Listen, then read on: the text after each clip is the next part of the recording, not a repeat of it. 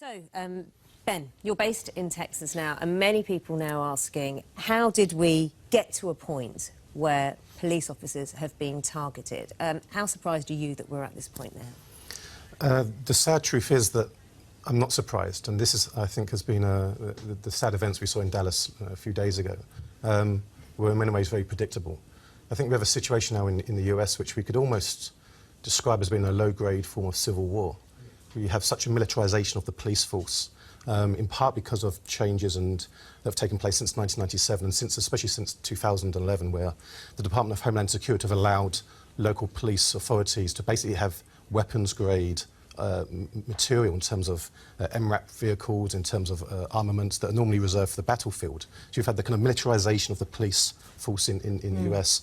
On top of that, you've had the kind of the deep-seated issues of racial injustice and racial discrimination, which are now kind of bubbling to the surface. And I think it's kind of ironic in many ways that this is happening under Barack Obama's administration, which was supposed to be this kind of post-racial era.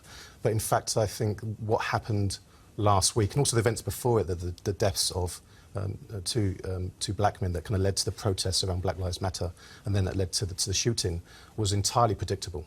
Charlie, a low-grade civil war, that's the phrase, Ben, that you used. Do you agree with this? I think there's a major civil unrest, and I think there are definitely agitators and activists that are trying to create this, and they're doing a very good job of it through Black Lives Matter. There are good people, obviously, that are concerned about the police. They have a right to march. But don't forget, those police were there actually protecting the people that were marching to give them their right of free speech. And then, of course, when they were getting shot at, were running in to protect their other officers and, of course, the crowd. There have been a lot of comments about the Black Lives Matter campaign. I just want to get a quote, because, Lolo, I know you reacted to what Charlie was saying. President Obama, on Friday, after the Dallas shooting, said that when people say Black Lives Matter, it doesn't mean blue lives don't matter, blue lives being police officers. It means that all lives matter. And right now, the big concern is the fact that the data shows black folks are more vulnerable to these kind of incidents. But this isn't a matter of us comparing the value of lives. No, this isn't at all. And I think, first of all, we have to be careful not to link the shooter with the Black Lives Matter movement. I don't think that there's any correlation or link between the two. The reality is that Black Lives Matter came about because black lives are seeming not to matter. So it doesn't mean nobody else's life matters or police lives don't matter. It means that the lives of black people matter. I mean, it's really that simple. And I think it's a shame if people take that and say it's some sort of agitating force. At the end of the day, these are people who are responding to events that are happening in their time, which they are not happy about, and that nobody else seems to be doing anything about. Douglas, the Black Lives Matter campaign, is this a reaction simply because people actually think black lives don't matter? Yes. Is that the case? Black lives don't matter? Because that's how, obviously, No, I don't think it's feel. the case. I mean, obviously, there have been a set of incidents in recent years in particular that have been very high profile, partly because incidents can be caught on camera now, and there's a huge and immediate sort of public, and apart from anything else, social media campaign that begins almost immediately after any incident. And since the Black Lives Matter campaign started, I mean, obviously, you know, it starts off, as President Obama said, it's meant to say, well, of course, all lives matter, but, you know, this is an equality issue. The problem is there have been, since the beginning, people on the fringes of the Black Lives Matter groups who have gone further than that. I mean, there was a protest, I think, in December 2014 in New York City, where some people were saying, you know, what do we want, dead cops, when do we want them now? Now, that obviously would be condemned by the vast majority of people involved in Black Lives Matter. But the one thing I think is really important in this, though, is that there are now, on every imaginable side, on every imaginable issue, in America in particular, groups and spokespeople who come straight out after any incident and sort of politicise it and use it immediately and say, you know, this means that, or this means what, you know, this backs up my story. And I just think that, particularly at the moment in the US, people have to be very careful about doing that and to basically simmer things down, because after any incident, whether it's you know, waiting until you find out what the circumstances of somebody's arrest are before you start to, you know, claim it for any cause, or and at the same time also making sure that after the shooting of a policeman you don't use that. Everybody has to stop trying to politicise everything, to my mind, and wait for the facts. The problem that the Ferguson effect, as it's being called, if you look what happened there, first off, they had already made up the narrative of the hands in the air, etc., It turned out that it was nothing like that. It was a justified shoot. You know, there was 100 FBI agents investigating this. And what happened, you had days of rioting, and who suffered? It was the black-owned businesses and the black employees who were, you know, burned out of their businesses. And these were people that were relying on the police because the police were protecting their children from gangs. And now the police are saying, I don't want to go into these neighborhoods. I may get shot. Or again, if I'm trying to get involved, I may come up on charges or have a riot working out. So it's ultimately hurting the black population, which I think is the sad thing about it. The thing is that it is political, and it's political because we're not talking about events that have happened in the past 2 or 3 years. When people are looking, they're thinking about the entire lifespan of being black in America. They're thinking about their parents and their grandparents and their great-grandparents and their ancestors. So this to them isn't just a few black men that have been killed by police. They're talking about historical racial discrimination and prejudice and structural inequality, of which these killings are the epitome of that. So I think what you're seeing, the reaction that people have, is not just, OK, some black guys have been killed, which is in itself traumatizing and very upsetting, is what does this represent about our country and its relationship to us, and them not feeling that they are basically cared for as Americans. Let me bring in, from our London newsroom, Leroy Logan, who's the chair of the Black Police Association Charitable Trust, and talk about, perhaps, let's turn about the implications this has on the UK. Leroy, you were in the police force for 30 years. We're talking about how American policing is being perceived by communities in the United States. British policing, how does that compare to the US in regards to working with ethnic communities? Well, I think the basis of the Metropolitan Police was a clear understanding that you've got to work in partnership with the community very closely. We are a Met Police service, whereas a lot of departments in the US and other parts of the world are a police force. So we serve by consent, and so we have the checks and balances, the accountability, the transparency, and more importantly, the external oversight, you know, even including the IPCC and various other organisations, to make sure that we're fit for purpose. But how, when you see what's happened in Dallas and you see how police are now being targeted and seen in some ways as a source of vitriol, how does that make you feel?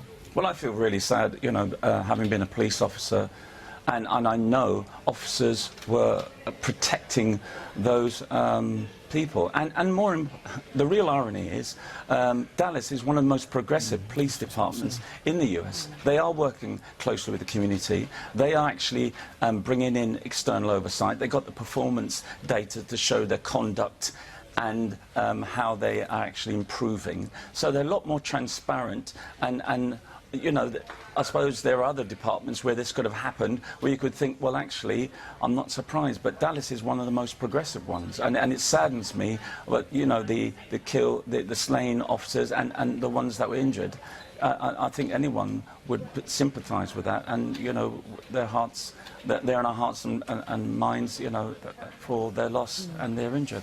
Ben, you're in Austin, in Texas, but obviously you have a good view of what's happening in Dallas. Is it a progressive police force? Does it feel progressive from what you're hearing? Well, these things are relative. So I'm sure, and as, you know, as your guest just pointed out, many of these police forces often have black officers, you know, leading them, chief officers. But I want to go back to this kind of question as to whether or not, you know, Black Lives Matter are unfairly politicised in these deaths. I actually think that race is a political matter, that racism is a political issue. And I think what they're trying to highlight is the kind of the systematic and systemic ways in which black people will continue to be disadvantaged in the US because of their blackness. That's a political issue. You know, if you just look at up until the Washington Post did a recent study, and they showed that around over 500 people have been killed by police officers up to this point alone. Last year, it was 990 people were killed. So it's likely to be over 1,000 people will be killed by police officers in the US. And a disproportionate number of those will be African Americans. So you have this kind of convergence of, like I said, the kind of militarization of the police force, the widespread use of guns and you know, rifles, assault weapons. And on top of that, you have the kind of political context in which people like Donald Trump have kind of invoked this sense of kind of white fear and white anxiety about losing our country. And so in this context, this is why I would say that we do have this almost like an undeclared low-grade civil war in the US right now, because both sides are kind of armoured up as if they are, you know, military forces. And to pick up on your statistics, 1,152 people killed in the USA by police in 2015. 30% of those victims were black. 13% of the US population is black. So this is disproportionate, and there's no argument about that. Charlie, Ben was bringing up the whole politicalisation, using examples for Donald Trump, but President Obama has come under a lot of pressure Very much. For not, and I'm quoting from various articles, not being black enough, not addressing the racial tension in the United States, and perhaps it even worsening under his presidency. It has worsened, unfortunately, and I think in some respects he hasn't been the sort of leader to the black community that he could have been. Here was a golden opportunity, you know, someone that's made it to the White House that should be a major moment of pride, but it goes further than that. Unfortunately, instead of uniting the country, a lot of his statements have been disuniting, taking, very mildly at least, but pot shots at the police, you know, making statements that weren't necessarily true, putting in political statements over gun control. You know, he was talking that in the last 2 statements over Dallas. That wasn't a gun control issue, or at least not at this point. You know, we had police officers that it's important that these institutions are respected, and they need to earn that respect. And obviously, when they go wrong, they need to be held to account. But I think the majority of the police force, from the statistics I've seen, really do care about their populations. And again, I go down to the fact that I think there are people, it's politics, and politics is about power, that are trying to tear down these institutions, which again hurts the black population in particular. Douglas. Can I just pick up on this thing about the politicisation thing? I'm not arguing, and I don't think anybody else is, that very serious social injustice shouldn't be politicised. Of course it should be. Of course it's a political issue. My point is that when it comes to specific cases, I mean, a specific incident of, you know, an encounter between the police and a member of the public that ends in a gunfight, people have to be exceptionally careful about how fast and what they draw from it. You know, I just think that it is worth everybody simmering it down a bit, not immediately assuming that, for instance, and claiming that the police shot this person only because they were black, or indeed that the gunman from Thursday night shot the policeman only because he's white, until you know what they're saying, why they might have done it, wait for the investigation, and so on. And that seems to me one of the key problems in America, the tinderbox feeling, to my mind. I'm in America quite a lot, I don't live there, but my thing is that it's that tinderbox feeling that you're only ever one incident away from people picking an incident up for their own purposes, running with it, and possibly running with something that's not true. Can I just to say briefly that there's, so you're right, on the general issue of whenever there's a specific incident, should we wait to find out all the details and the context, etc.? Yes, of course, I fully agree. But there's a pattern here. So, and it's also interesting the extent to which, for many white Americans, they simply can't see the patterns. So even when you show them this pattern and this statistics, so you have, you know, look at the incarceration rates in America. You have over 2 million people incarcerated, the majority of whom are people of colour.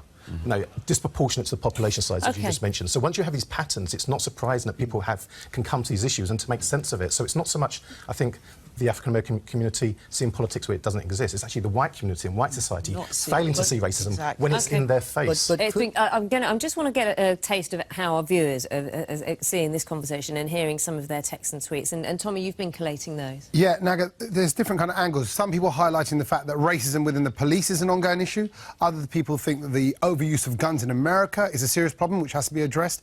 And others saying that they're questioning the tone of the media coverage. But is America failing its black community? Rose says, I think the American police can be overly aggressive and far too quick to draw on a gun, so yes.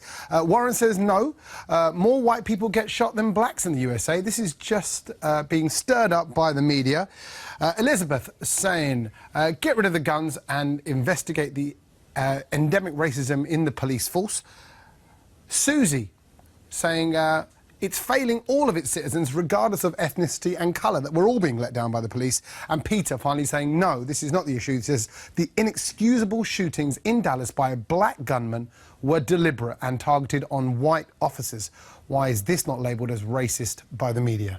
Thanks very much, Tommy. You know, to bring the discussion back to the UK, Lola, and thinking about how we are different to the United States. Lots of people bringing up the fact that guns are an issue and more freely available there. Obviously, that's not the case here in the UK.